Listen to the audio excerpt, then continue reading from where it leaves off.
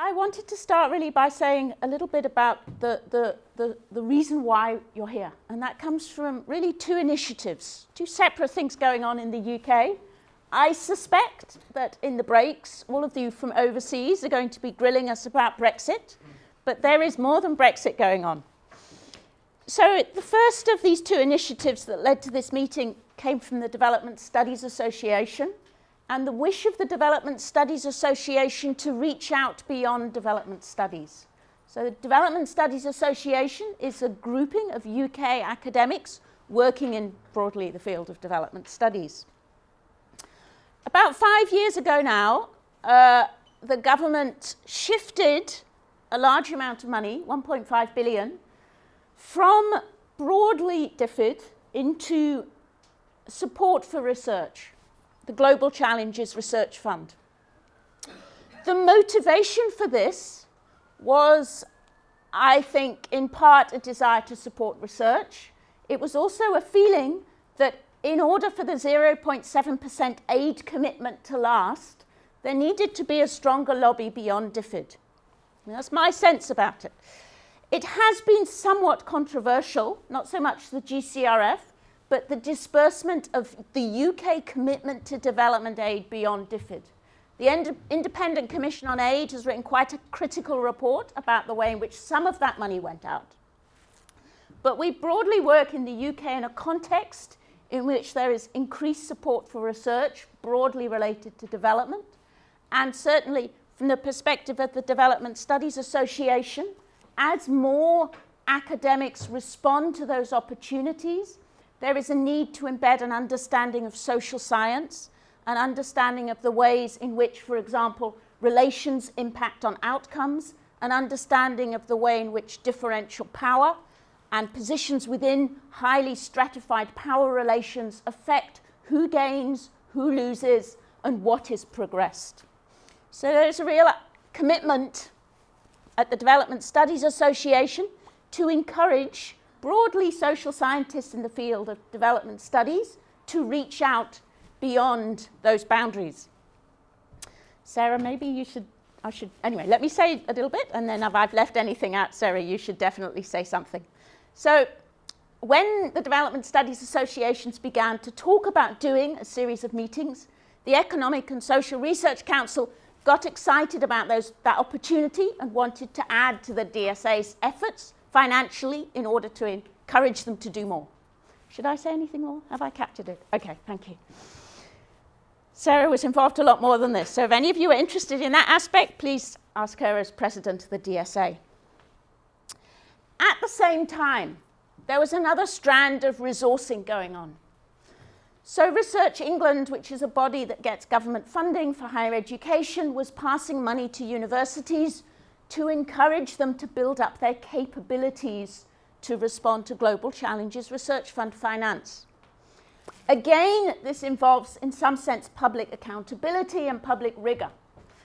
So again, this money began to flow out in a way really where there was very little accountability. So universities in the UK got tranches of money from what was then called HEFCE, the Higher Education Funding Council, and suddenly found this added to other funding they got. There was a recognition in HEFCE that there needed to be greater accountability around this. HEFCE then split, and Research England throughout, but let me not confuse you with names, sorry. So in terms of ensuring greater accountability, all universities were asked to explain how they intended to use this flow of funds. In Manchester, for example, it was increased, but it's now just over 2 million a year for 3 years. So this is really not an insignificant amount of resourcing. All the universities were asked to report on how they wanted to do that. Manchester, after some series of discussions, Dave Pollier and I were both involved in the committee, really felt that trying to put together a number of meetings which discussed on the basis of transdisciplinarity how to respond to current research challenges, and to do so through inviting our colleagues from the Global South to take part of that. Manchester really felt that that was an important area in which they wanted to invest. Related to that, we created 2 other priorities for spending that money, which I'll mention to you, because I want to flower those ideas. And you can really talk to anyone from Manchester if you have other thoughts about that. So in addition to this kind of meeting, and hopefully we'll have several more over the next 3 years, in addition to this kind of meeting, we wanted to create opportunities for postdocs to come from the Global South and spend a year in Manchester working on the issues we're going to discuss today and other transdisciplinary development challenges. And in addition to 1-year postdocs, we also wanted to create space for academics from the Global South that we wish to learn from to spend 1 or 2 months in Manchester and share and engage at greater depth. So for Manchester, this kind of meeting was one of 3 opportunities really to try and strengthen our contribution to this work. So that's a little bit of the background to why we ended up being able to bring you here.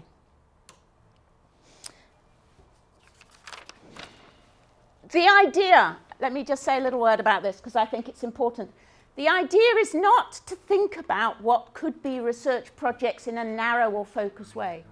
Rather, it's to reflect on some of the core challenges and some of the ways in which the people gathered here, and I've already been impressed by the depth of experience represented here, how we can begin to form transdisciplinary teams to really address these critical problems. I think one of the things that we're very conscious of is that this effort is, of course, not new. That there have been many attempts to try and think through how to create greater interdisciplinary dialogue. So we're very conscious it's not new, and we're very conscious that many of you have been involved in previous efforts.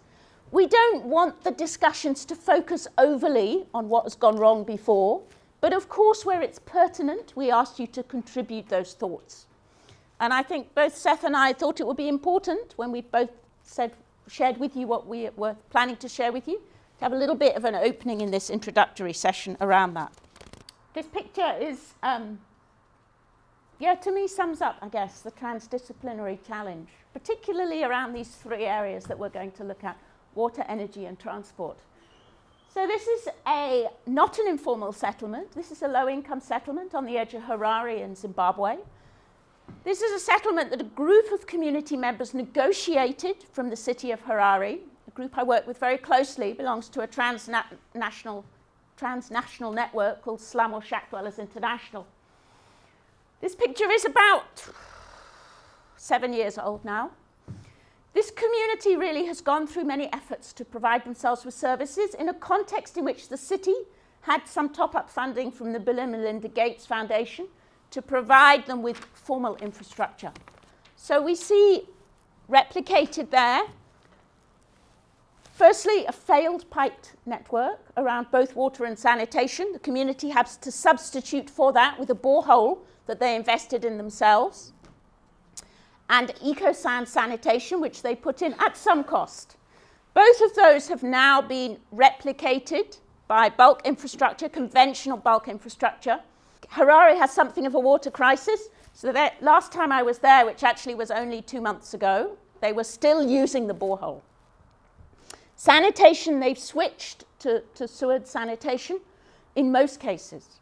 Affordability is key, and I really go back. I think you highlighted it in your introduction, and I absolutely agree. I think one of the challenges that transdisciplinarity has got to apply itself to is the challenge of affordability. This settlement is quite a long way from the centre of Harare, as some of you may know, many of you possibly. A lot of the low-income areas around Harare are some distance from the centre. So serious major problems about transport. It's very expensive to travel, and the public bus system is not what it was. So as I said, I think it is worthwhile reflecting on why transdisciplinarity has been so difficult. I'll go on to say a few words about, what I think some of the constraints have been. But it's not our primary purpose of the discussions in the next 2 days. Our primary purpose to identify ways in which I think we can demonstrate new practice. So recognizing what some of the difficulties have been, There's certainly difficulties of distance. Those of you who are familiar with the university will be aware that we talk about the North Campus and the South Campus. The North Campus is primarily the old UMIST buildings, which is a little bit of a time warp for some of us. That means, I would say, in my 15 years at Manchester, it is extraordinarily difficult to integrate well, for example, with engineers, despite the fact that, as an urban specialist, I absolutely recognize the centrality of engineering to improving the lives of the 1 in 7 of the global population that live in informal settlements.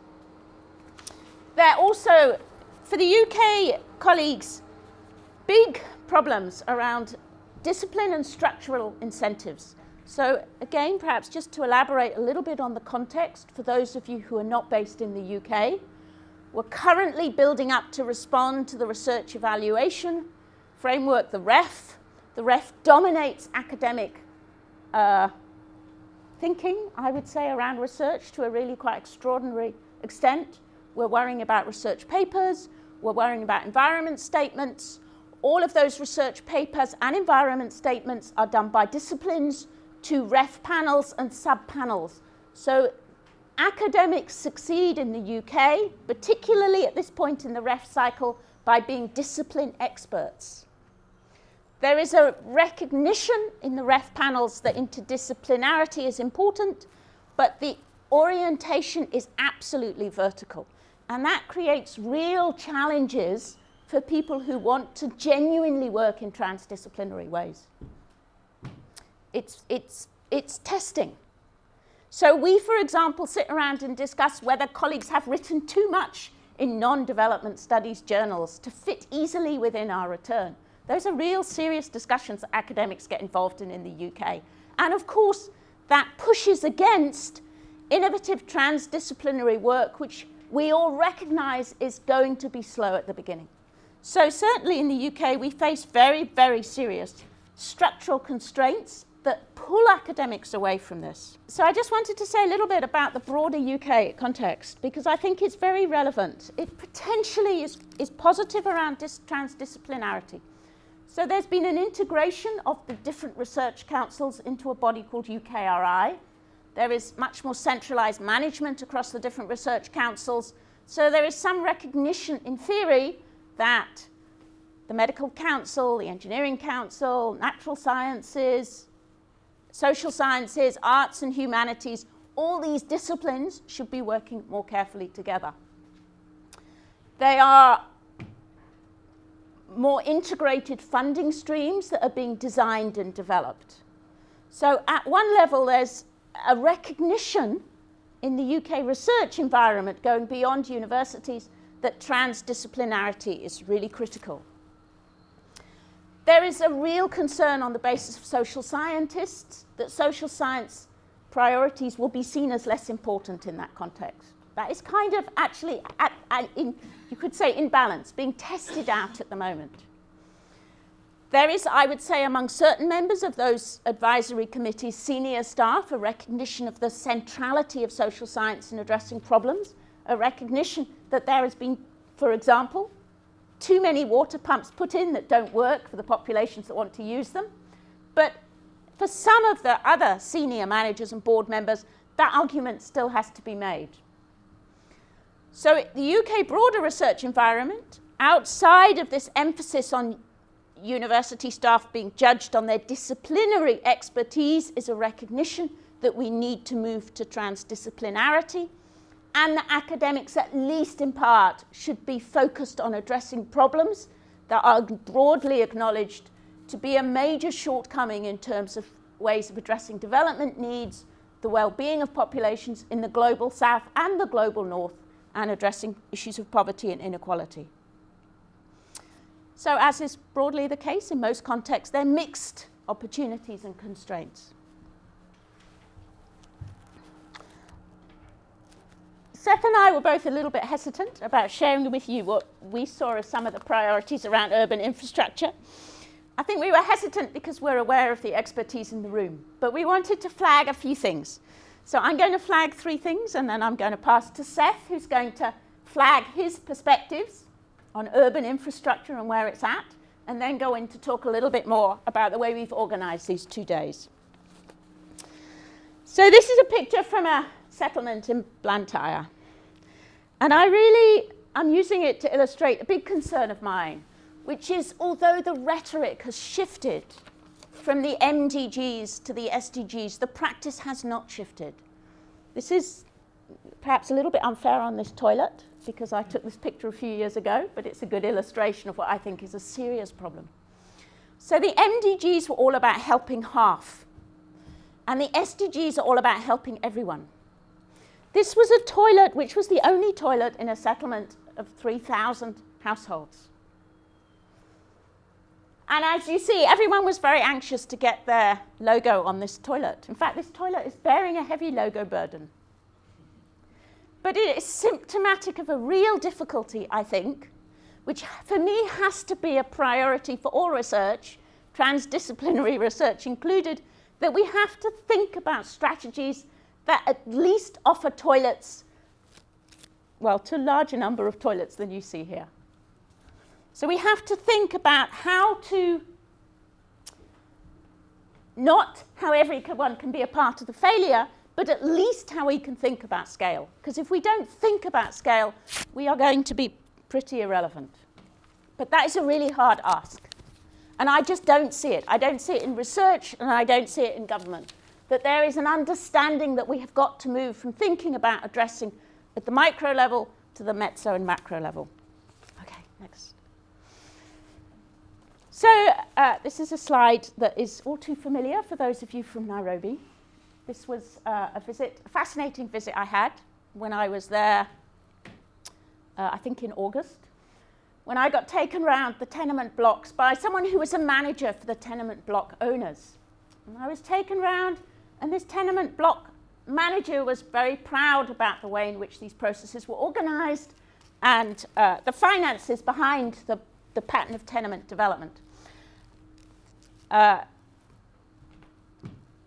What it illustrated to me was the real challenge that we face as academics in keeping up to speed with what is going on the ground. And I'm conscious, Arif, that you also talk about similar issues in your recent paper, housing paper, that you wrote for IIED. So what do the tenement blocks reflect? Firstly, they reflect growing populations in Nairobi, shifts of population. It is not true that every city is growing fast, but there are a lot of cities that are growing fast. And it's a real challenge to ensure that urban infrastructure keeps up to that. Secondly, the costs of these are really penal. So most families were buying 10 square feet. Buying 10 square feet took 40% of their income.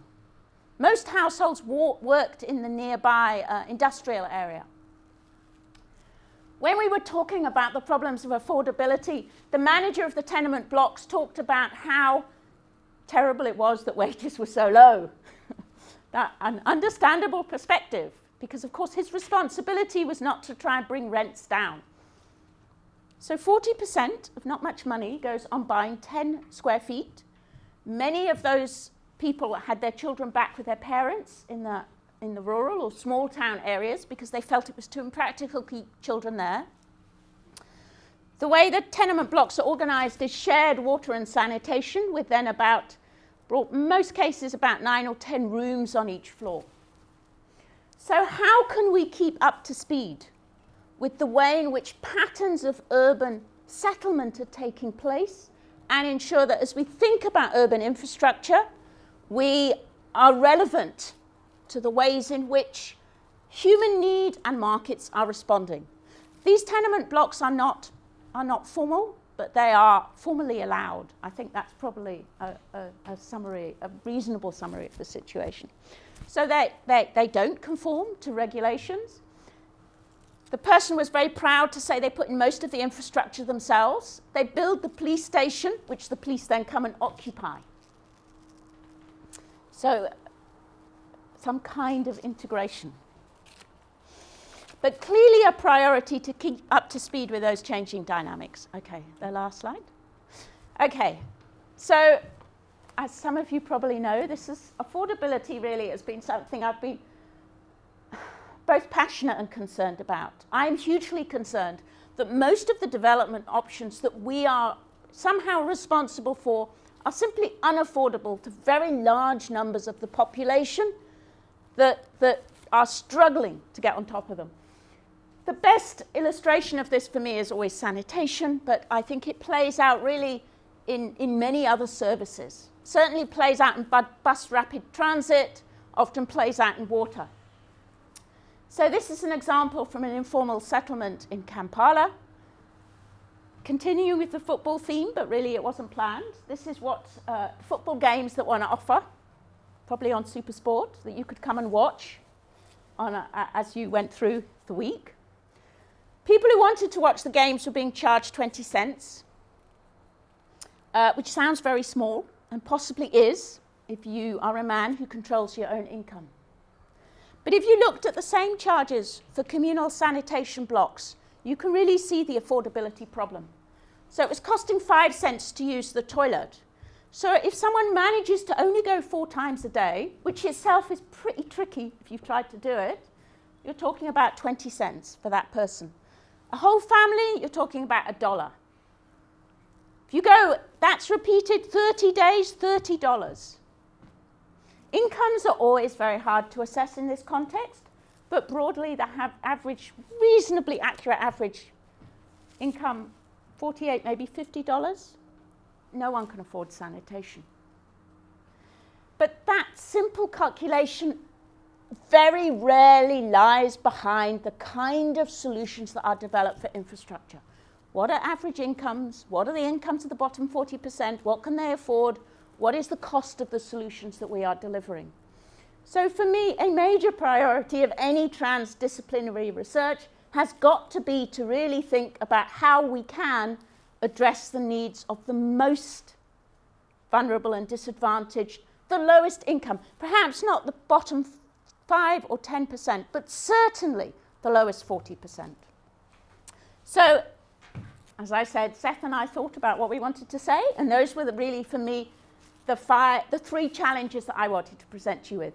The challenge of affordability, the challenge of keeping up to speed with urban trends, and the challenge of moving beyond the half, almost half, to everyone and thinking about inclusion.